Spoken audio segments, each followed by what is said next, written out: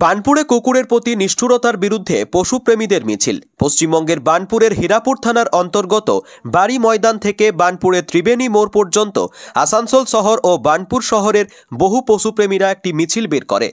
তাদের সাথে সেই সব মানুষও ছিলেন যারা সেই সব পথকুকুরদের প্রতিদিন বিস্কুট ও খাবার প্রদান করেন।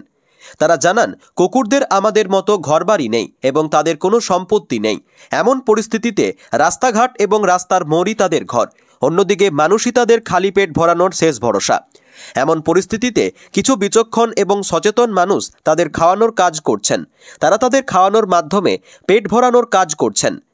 তাদের সচেতন করার লক্ষ্যে একটি র্যালি বের করা হয়েছে। এর পাশাপাশি পশুপ্রেমীরা পথচারী কুকুরদের প্রতি ভালোবাসা দেখানোর জন্য জনগণের কাছে দাবি জানিয়েছেন। এই পদযাত্রায় পশুপ্রেমী তারা নাগ লিপিকা চক্রবর্তী, রিঙ্কু প্রসাদ, পার্থ গোগলি এছাড়াও আরও অনেক পশুপ্রেমী উপস্থিত ছিলেন।